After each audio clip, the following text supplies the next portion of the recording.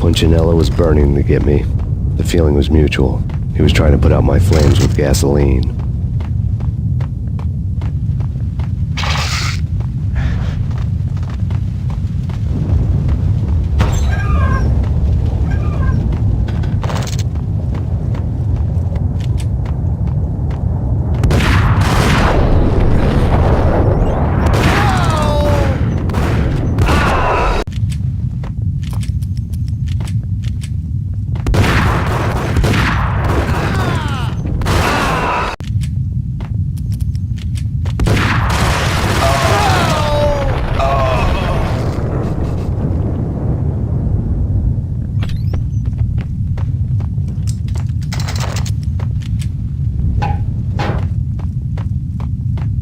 The mobsters have been guarding a real treasure, the way out of this disco inferno.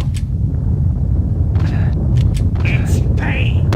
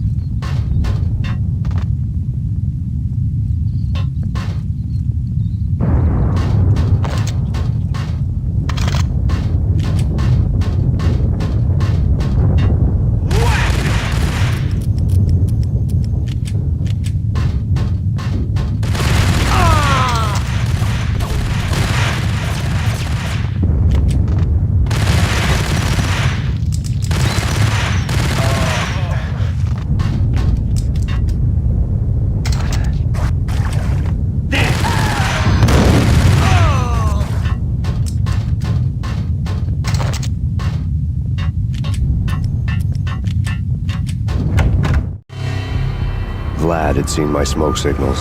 The Mercedes was revving to go, almost drowning out the Banshee wail of the sirens. You coming? We'll drop you off at the Punchinello Manor. Sounds good to me. When this is over, look me up.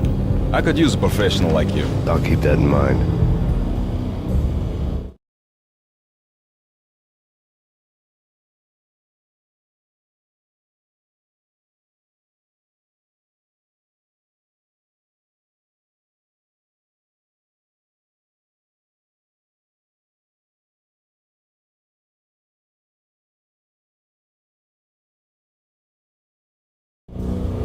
The night groaned with cold. The garden lights flickered nervously. In their light, the falling snow was dead white before the darkness ate it up. I had heard the stories. The trio were mad dogs. They'd have hung the heads of their enemies over the manor gates if the capo had only let them. Punchinello wanted Payne. They'd see the pain. The trick in my situation was that there was no trick, no matter what the movies tell you.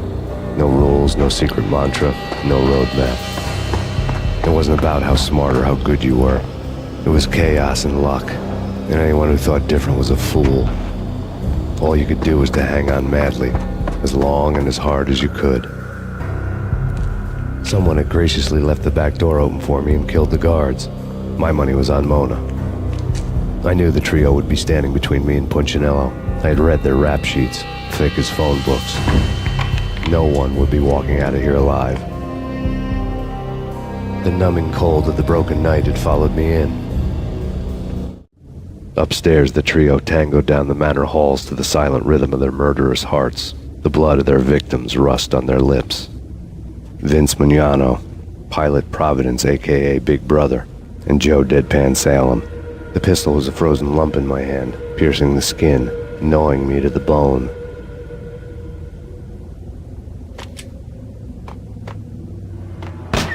In death, the thug had been promoted to messenger. Someone hadn't enjoyed the Don's hospitality. Someone with a flair for the dramatic. Someone who had let herself out of a locked cell and past a couple of armed guards. My thoughts were on Mona again. I could only hope she was a good enough gambler to walk away while she was still winning, before she'd run into the trio.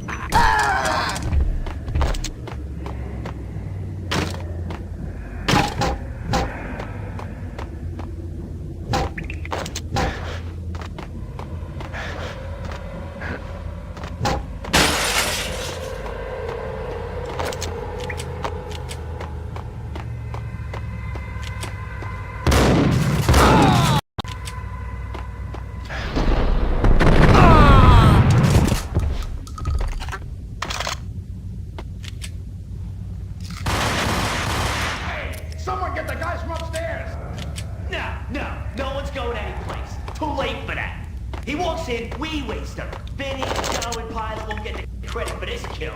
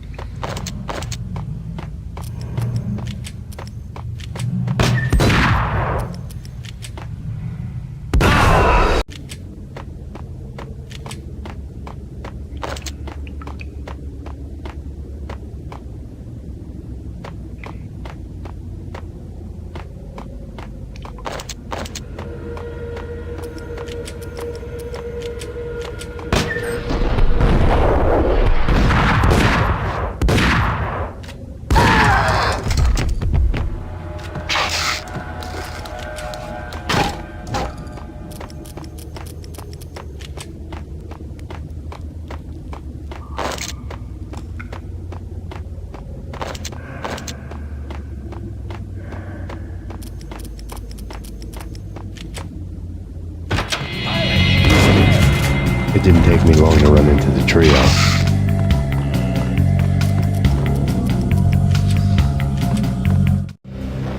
The word on Lisa Puccinello was that she was a bit of a witch.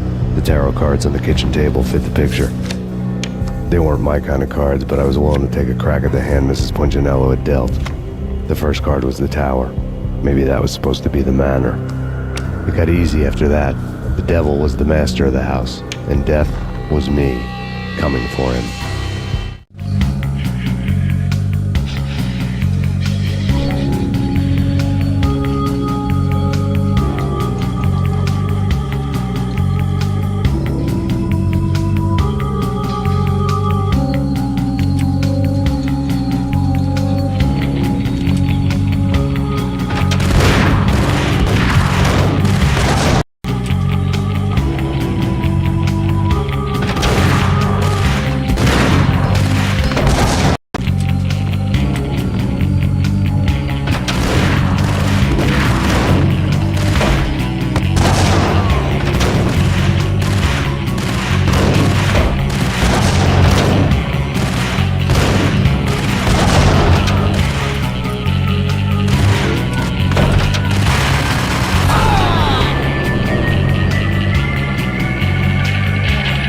One down, two to go.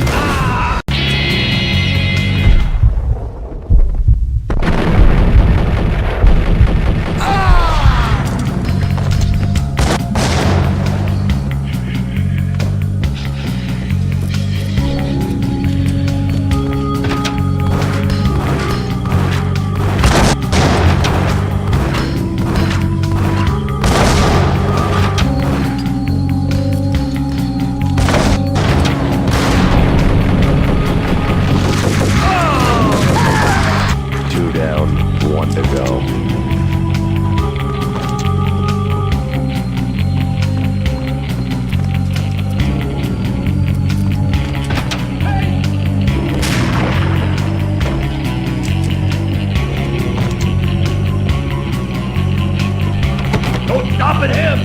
This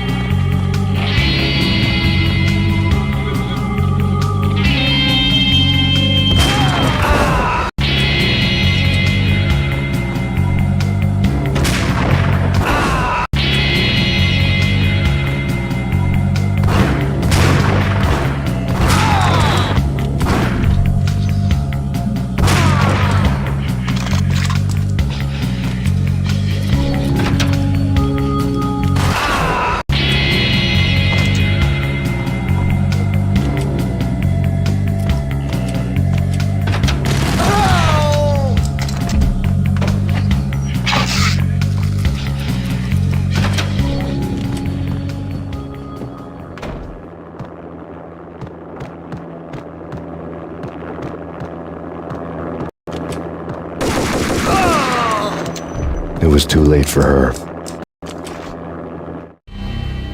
You're a real angel, Max.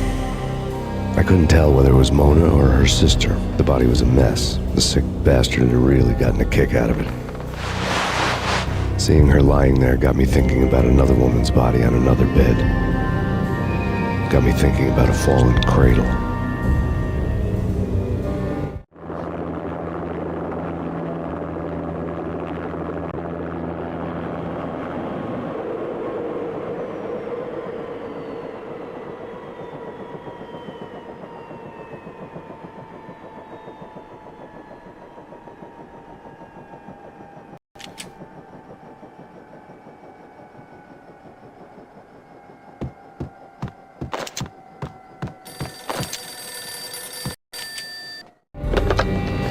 Max Payne, Talk to me. Alfred Woden. You've got company. An armed helicopter just landed on the manor grounds. You must hurry. The more the merrier. End of the road, Payne. Vince Mugnano.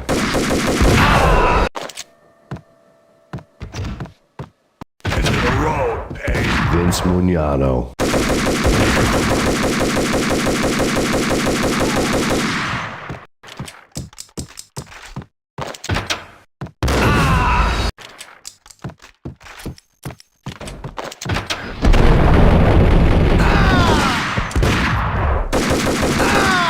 Punchinello's trio was done for. Outside my door. Hurry. He's coming for me. You gotta hurry. Please. I could hear Punchinello on the phone begging for help. He should have been saying his goodbyes. Punchinello was a pushover. The moment I stepped into the room, he folded like a deuce before a royal flush. No, wait. I was just doing what I was told. I couldn't refuse. She's someone high up. Government, maybe. I don't know. He was trying to buy more sand for his hourglass. I wasn't selling any. No, I told him nothing.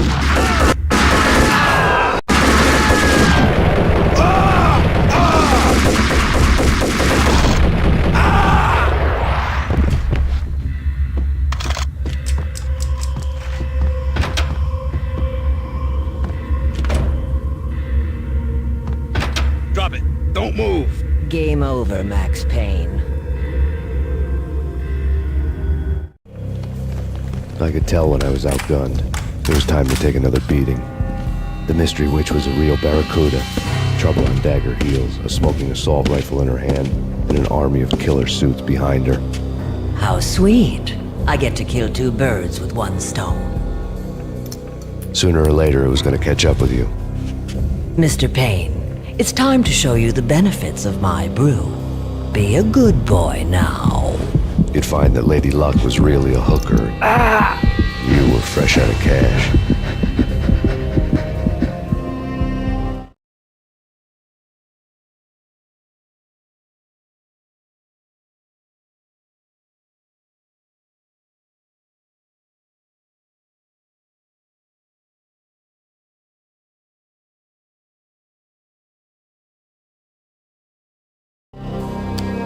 Gentlemen, we're done here. Take me to Cold Steel. She had just given me an OD of Valkyr.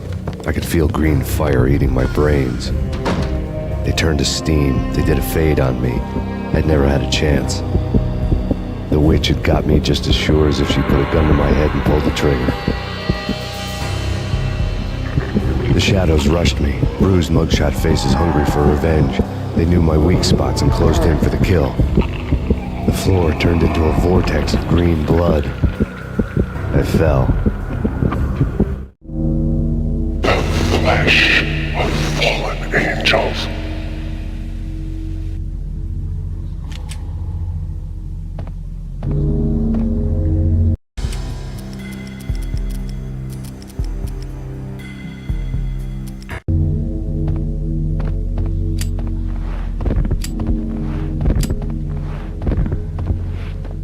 Who's there? Max? Max, is that you? Max? Where are you, Max? Please. No, please, Max, no. I'm sorry. Please don't, Max, no. Please.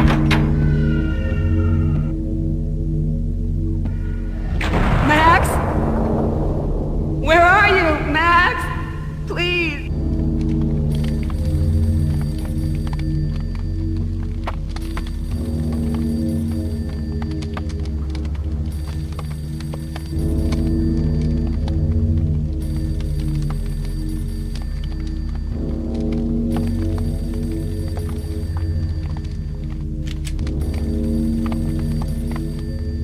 The letter was staring at me. There was something disturbingly familiar about the letter before me. The handwriting was all pretty curves. You're in a graphic novel. The truth split my skull open, the glaring green light washing the lies away. All of my past was just fragmented still shots, words hanging in the air like balloons. I was in a graphic novel. Funny as hell. It was the most horrible thing I could think of.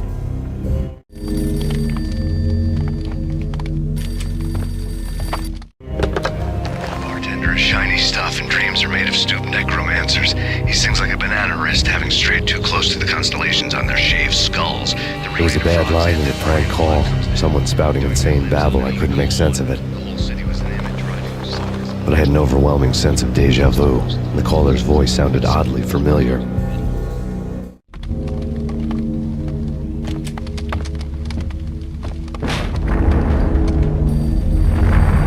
The weird piece of paper looked dangerous.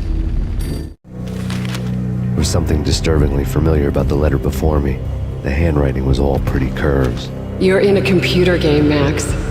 The truth was a burning green crack through my brain, weapon statistics hanging in the air, glimpsed out of the corner of my eye, endless repetition of the act of shooting, time slowing down to show off my moves, the paranoid feel of someone controlling my every step. I was in a computer game. Funny as hell, it was the most horrible thing I could think of.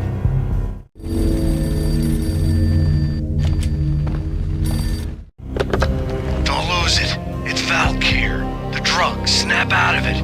Try to remember.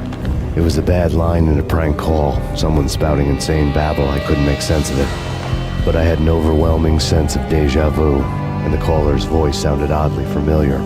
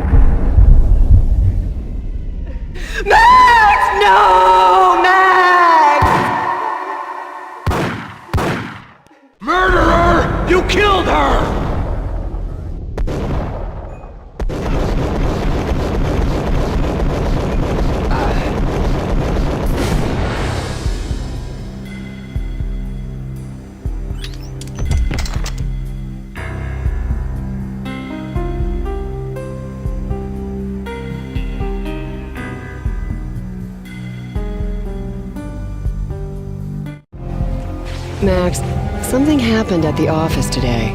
A strange memo. Something about Vikings. Honey, I gotta run. You can tell me all about it this evening. Have a nice day, darling. The bullet holes were rubies on her chest, blood glowing on her ivory skin. She was so beautiful.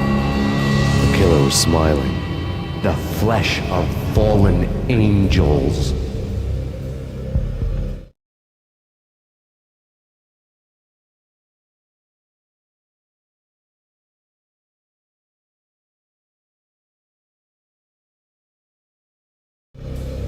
Slowly, the green nightmare faded, leaving dark stains on my soul that would never come off.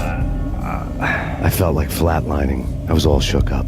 I woke up in a cold sweat, sick and tired to the bone, lying in a puddle of my own puke. The hag had said take me to Cold Steel before it had all gone crazy. It was a clue, the only one I had. It took me forever to crawl back to my feet and hit the road, but when I did, I drove straight to Cold Steel Foundry outside the city.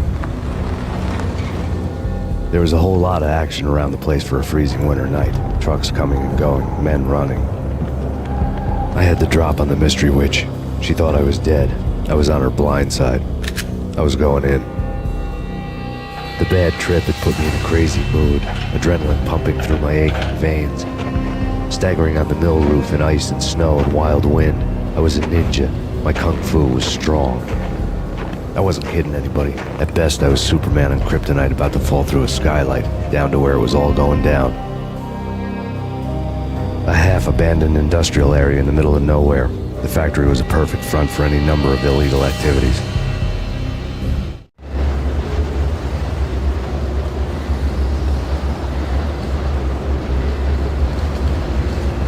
In the belly of the plant, molten metal boiled and bubbled like a witch's brew.